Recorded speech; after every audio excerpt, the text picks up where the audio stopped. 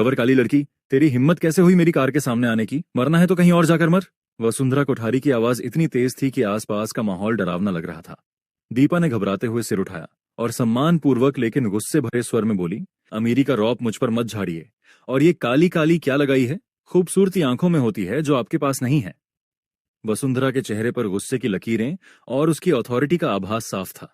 उसने धीरे कदम और बढ़ाते हुए ठंडी निगाहों से दीपा को देखा और बोली, आगे से मेरी नजर के सामने मत आना, समझी? इससे बेहतर होगा कि तुम अपनी सीमा जानो। दीपा कुछ बोलना चाहती थी, लेकिन वसुंधरा ने अपनी सफेद कार की दरवाजा खोल दिया और बिना और कुछ कहे कार में बैठकर तेजी से चली गई। दीपा खड़ी रह गई, हाथ में 500 रुपए और मन में हल्का डर और गुस्सा। दीपा छोटी सी हवेली की खिड़की के पास बैठी थी, बाहर फैले हरे भरे खेतों को निहारते हुए अपने ही ख्यालों में खोई हुई थी। सूरज की सुनहरी किरणें खेतों की मिट्टी पर पड़ रही थीं, लेकिन उसके मन की धुंधली यादें आज भी उसके भीतर गूंज रही थीं। वह अपने बचपन के दिनों में लौट गई, जब वह मासूम और नादान थी और अपनी छोटी सी दुनिया में सब कुछ सही समझती थी। पापा जी, मैं आगे बैठूंगी। दीपा ने अपने छोटे हाथ पिता के हाथ में रखते हुए सम्मानपूर्वक कहा। उसकी आंखों में मासूमियत और थोड़ी सी डर भी झलक रही थी। अच्छा चलो आगे बैठो लाडली बेटी, रश्मि मां ने मुस्कुराते हुए कहा। हमी बेटी बैठ आगे। गाड़ी की सवारी शुरू हुई। हवा की हल्की झोंकियों में दीपा की छोटी सी हंसी गूंज रही थी, लेकिन खुशियों का ये पल ज्यादा देर तक टिक नहीं पाया। अचानक तेज रफ्तार से एक बड़ा वाहन उनके रास्ते में आया। ब्रेक की चीख, टकराने की जोरदार आवाज, कांच का टूटना, एक क्षण में ही सब कुछ अस्त व्यस्त हो गया। दीपा की आंखों के सामने सब कुछ धुंधला हो गया। उसका छोटा हाथ पापा के हाथ से फिसल गया। वह सिर्फ चिल्ला सकती थी, लेकिन कुछ नहीं कर सकी। उस हादसे का डर और सदमा आज भी उसके दिल में ताजा था। विचलित मन से दीपा खिड़की से बाहर खेतों को देख रही थी कि अचानक रश्मि मां की तेज और कठोर आवाज ने उसे वर्तमान में ला दिया। महारानी, उठ गई? घर के काम आपकी मां करेगी क्या? जाइए, श्वेता के लिए नाश्ता बना दीजिए, उसका डाइट का समय हो गया होगा। दीपा ने सिर झुकाया और सम्मानपूर्वक बोली, जी जी। उसके चेहरे पर उदासी और थकान साफ दिख रही थी। वह धीरे धीरे दूसरे कमरे की ओर चली गई। वहीं दूसरी ओर उसकी छोटी बहन श्वेता अपने फोन पर गाने सुनते हुए मस्ती कर रही थी। चिटिया काल्हैया वे हो, मेरी चिटिया काल्हैया वे। उसके नन्हे कदमों की ताल घर में गूंज रही थी। दीपा ने श्वेता की खुशियों को निहारते हुए हल्की मुस्कान दी, लेकिन दिल का बोझ भारी था। सारा घर काम करते करते थक गया था। दीपा ने अपने छोटे हाथों से बर्तन धोए, झाड़ू लगाई और कपड़े सहेजे। उसकी पीठ पर घर की जिम्मेदारियों का बोझ था, लेकिन वह बिना किसी शिकायत के सब काम पूरा करती रही। कॉलेज जाने का समय हुआ। दीपा अपनी किताबों का बैग उठाए घर से बाहर निकलने ही वाली थी कि रश्मि मां ने फिर उसे रोक लिया। कहाँ जा रही है महारानी? रश्मि मां ने गंभीर स्वर में पूछा। दीपा ने सम्मानपूर्वक उत्तर दिया, मां जी, आज हमारे कॉलेज में मेडिकल कैंप है, इसलिए समय पर जा रही हूं। रश्मि मां की आंखों में तीखी झलक थी। कॉलेज जाकर क्या करेंगी? अपनी काली शक्ल आईने में देख लेंगी महारानी। तभी किशोर पापा बीच में आए। चुप रहिए रश्मि। दीपा बेटा, आप जा सकती हैं। रंग तो भगवान की देन है, खूबसूरती आप ही में है। महारानी, कॉलेज जाइए। दीपा ने पिता की दयालु मुस्कान देखकर थोड़ा राहत महसूस किया, लेकिन चेहरे पर उदासी अभी भी थी और कॉलेज की ओर चली गई। रास्ते भर उसके मन में बचपन की यादें, हादसे की त्रासदी और घर की जिम्मेदारियों का बोझ एक साथ दौड़ रहा था। फिर भी पिता की दयालु मुस्कान और उनके विश्वास ने उसके कदमों में थोड़ी हिम्मत भर दी। वसुंधरा कोठारी अपने आलीशान ड्राइंग रूम की बड़ी कुर्सी पर आराम से बैठी थी। उसके हाथ में गर्मा गर्म चाय का कप था और खिड़की से बहती हल्की हवा ने उसके चेहरे पर चमक ला दी थी।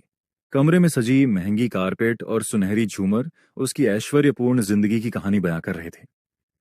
तभी अचानक दरवाजे पर खटखट की आवाज हुई और एक नौजवान डिजाइनर अंदर आया।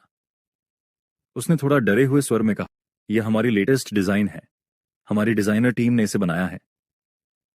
वसुंधरा की आंखों में गुस्से की चमक छलक उठी। उसने धीरे धीरे अपनी चाय का कप रखा, धीरे धीरे खड़ी हुई और डिजाइनर की ओर बढ़ते हुए कहा, क्या तुम पागल हो क्या? क्या तुम्हें पता नहीं कि वसुंधरा कोठारी को काले रंग से कितनी नफरत है? वह डिजाइनर के हाथ से ड्रेस फेंक देती है, जिससे वह फर्श पर गिर जाता है। किससे पूछकर यह डिजाइन बनवाया गया? क्या तुमने मेरी आदतों का ध्यान रखा ही नहीं?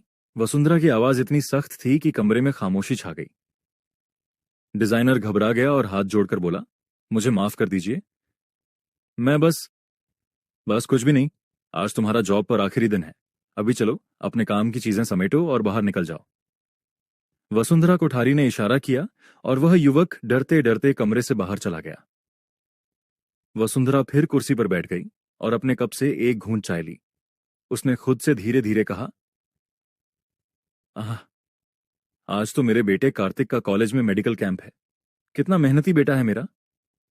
हर काम समय पर करता है। आज उसे थोड़ा सरप्राइज देना चाहिए। उसने उठकर अपनी चाबी उठाई और कमरे की बड़ी खिड़की से बाहर देखा। सफेद रंग की मर्सिडीज खड़ी थी जो उसकी रॉयल पर्सनैलिटी की तरह चमक रही थी। उसने हल्की मुस्कान दी और सोचा, चलो बेटे के लिए आज कुछ खास करते हैं। उसने इंजन स्टार्ट किया और गाड़ी की खामोश आवाज में हल्की गियर लगाई। सफेद कार हवा में हल्की सरसराहट छोड़ते हुए धीरे धीरे कॉलेज की ओर बढ़ी। रास्ते में वसुंधरा अपने बेटे की मासूमियत और मेहनत के बारे में सोच रही थी। कितना बड़ा हो गया मेरा कार्तिक, कितना समझदार है। आज उसके चेहरे पर वो खुशी देखनी है जो वो हमेशा छुपा लेता है। उसकी आंखों में गर्व और प्यार की झलक थी। कार धीरे धीरे कॉलेज के गेट के पास रुकी। वसुंधरा ने चाय का कप फिर हाथ में लिया और खुद से मुस्कुराते हुए कहा, आज तो सच में कार्तिक को हैरान कर देना है। यही मम्मा की ड्यूटी है, अपने बेटे की खुशी में चार चांद लगाना। उसके चेहरे पर रॉयल और अथॉरिटेटिव एटीट्यूड के साथ साथ एक मां की प्यार भरी मुस्कान भी थी। और इसी मुस्कान के साथ वह कॉलेज की ओर बढ़ गई, अपने बेटे कार्तिक के लिए सरप्राइज की तैयारी में। दीपा सुबह सुबह कॉलेज पहुंची, अपनी किताबों और बैग के साथ थोड़ी थकी हुई, लेकिन अपने मन में उत्साह लिए। कॉलेज के गेट से अंदर कदम रखते ही उसकी नजर उसके बेस्ट फ्रेंड साक्षी पर पड़ी। साक्षी ने तुरंत उसे देखकर हंसते हुए कहा, दीपा, कहाँ रह गई थी तू? कितना ढूंढा तुझे, और निखिल भी नहीं आया आज। चलो कैंटीन चलते हैं, थोड़ी चाय पानी हो जाए। दीपा ने मुस्कुराते हुए सिर हिलाया, लेकिन विनम्रता से कहा, साक्षी, आज मेडिकल कैंप है, बहुत काम होगा, शायद बाद में चलेंगे। साक्षी ने हल्के से कंधा उठाते हुए कहा, ठीक है, बाद में चलेंगे। दीपा फिर अपने क्लास की ओर बढ़ गई। उसी समय कॉलेज के गलियारे में कार्तिक सामने आ गए। उनकी नजरें एक दूसरे पर पड़ीं। कार्तिक ने हल्की मुस्कान के साथ कहा, हाय, मैं आज यहाँ गेस्ट लेक्चरर के रूप में आया हूँ। हॉल कहाँ है, आप बता सकती हैं क्या? साक्षी ने पीछे से हंसते हुए कहा, ये जा, खुद देख लो, यहाँ बहुत कम लोग हैं, सब सुबह सुबह प्रैंक करने आते हैं। दीपा ने शर्माते हुए सिर झुकाया, लेकिन साथ ही मुस्कुराई और कार्तिक की ओर बढ़ गई। मेडिकल कैंप का सेशन शुरू हो गया। दीपा वहां वॉलंटियरिंग कर रही थी। वह एक बुजुर्ग महिला के पास पहुंची जिनकी माथे पर दर्द और थकान साफ झलक रही थी। दीपा ने सम्मानपूर्वक उनकी ओर देखा और कहा, आंटी, आप रोज थोड़ी एक्सरसाइज करें और हल्की वॉक करें, इससे आपकी सेहत में बहुत सुधार होगा। बुजुर्ग महिला ने धीरे से सिर हिलाते हुए कहा, बहुत धन्यवाद डॉक्टर, आपकी वजह से आज मैं बिल्कुल ठीक महसूस कर रही हूँ। दीपा थोड़ी देर के लिए चौंकी। उसने मुस्कान के साथ कहा, ओह, ये मेरी खुशी है नाटी, कृपया अपनी दवाई और एक्सरसाइज का ध्यान रखें। उसी समय कार्तिक वहां एंटर हुए। उन्होंने दीपा की तरफ देखा और हल्की मुस्कान दी। दीपा ने थोड़ी शर्मिंदगी के साथ कार्तिक की ओर देखा। माफ कीजिएगा कार्तिक, साक्षी के व्यवहार के लिए, कभी कभी वह थोड़ी इम्पल्सिव हो जाती है, दीपा ने विनम्रता से कहा। कार्तिक ने मुस्कुराते हुए कहा, कोई बात नहीं दीपा, मैं समझ सकता हूं। चलिए, इस महिला की मदद करके अच्छा लगा। दीपा ने फिर बुजुर्ग महिला को उनका मेडिसिन और कुछ वाटर दिया। महिला ने फिर से हाथ जोड़कर कहा, आपकी वजह से आज मैं ठीक हूं। धन्यवाद डॉक्टर। दीपा ने सिर झुकाया और मुस्कान दी। उसके मन में एक हल्का गर्व और संतोष का एहसास था। सेशन के खत्म होने के बाद दीपा और कार्तिक दोनों कॉलेज के गेट की ओर निकल रहे थे। रास्ते में दीपा ने देखा कि कई बच्चे जो सुबह प्रैंक करने आए थे अब शांत थे और वॉलंटियर्स बिजी थे। आज दिन काफी अच्छा गया है ना? कार्तिक ने हल्की मुस्कान के साथ कहा। दीपा ने भी हल्की मुस्कान दी। हाँ, बहुत अच्छा। मेडिकल कैंप में इतने लोगों की मदद कर पाना बहुत अच्छा लग रहा है, और आपकी गाइडेंस के कारण सब स्मूथ चला। दीपा कॉलेज से घर लौट रही थी। रास्ते में वह अपने ही ख्यालों में खोई हुई थी कि अचानक एक बड़ी गाड़ी की तेज आवाज सुनाई दी। लेकिन तभी गाड़ी से अचानक एक महिला बाहर उतरी। गवर काली लड़की, तेरी हिम्मत कैसे हुई मेरी कार के सामने आने की? मरना है तो कहीं और जाकर मर। वसुंधरा कोठारी की आवाज इतनी तेज थी कि आसपास का माहौल डरावना लग रहा था। दीपा ने घबराते हुए सिर उठाया और सम्मानपूर्वक लेकिन गुस्से भरे स्वर में बोली, अमीरी का रौब मुझ पर मत झाड़िए। और ये काली काली क्या लगाई है? खूबसूरती आंखों में होती है जो आपके पास नहीं है। वसुंधरा के चेहरे पर गुस्से की लकीरें और उसकी अथॉरिटी का आभास साफ था। उसने धीमे लेकिन ठंडी आवाज में कहा, हूं, अच्छा, ठीक है, सुन ले लड़की, ये 500 रुपए ले और चली जा। तेरा काम यही था, इसलिए मैंने गाड़ी रोकी थी, समझी? दीपा थोड़ी चौंकी लेकिन पैसा लेकर धन्यवाद। वसुंधरा ने एक कदम और बढ़ाते हुए ठंडी निगाहों से दीपा को देखा और बोली, आगे से मेरी नजर के सामने मत आना, समझी? इससे बेहतर होगा कि तुम अपनी सीमा जानो। दीपा कुछ बोलना चाहती थी, लेकिन वसुंधरा ने अपनी सफेद कार की दरवाजा खोल दिया और बिना और कुछ कहे कार में बैठकर तेजी से चली गई। दीपा खड़ी रह गई, हाथ में 500 रुपए और मन में हल्का डर और गुस्सा। उसने खुद से कहा, अमीरी का रौब लोगों पर झाड़ना कोई वोट्यू नहीं होता, और जो सोचते हैं खूबसूरती केवल पैसों, आसों और रंग में है, उनके लिए मैं कुछ भी साबित नहीं कर सकती। थोड़ी देर दीपा वहीं खड़ी रही, अपनी सांसें संभाली और फिर अपने रास्ते घर की ओर चल पड़ी। उसके कदम भारी थे, लेकिन आंखों में डिटर्मिनेशन की चमक थी।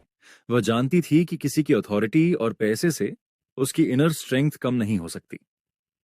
कार्तिक अपने घर पहुंचा और सीधे हॉल में अपनी मां वसुंधरा से मिला। मां की आंखों में अभी भी गुस्सा और ताजगी झलक रही थी। मां, क्या हुआ? आप इतनी गुस्सैल क्यों दिख रही हैं? कार्तिक ने थोड़ी चिंता भरी आवाज में पूछा। कुछ नहीं बेटा, बस आज एक गंदली लड़की सड़क पर आ गई थी, लेकिन ठीक है, मैंने उसे 500 रुपए दिए और जाने दिया। ऐसे काले लोग हमेशा ऐसे ही होते हैं, वसुंधरा ने थोड़ी तल्खी से कहा। कार्तिक ने सिर हिलाया और बिना ज्यादा कुछ कहे अपने कमरे की ओर चला गया। कमरे में पहुंचते ही उसने गहरी सांस ली और मन में विचारों का घेराबंदी होने लगी। उसकी आंखों के सामने आज सुबह की घटना और दीपा की हिम्मत घूमने लगी।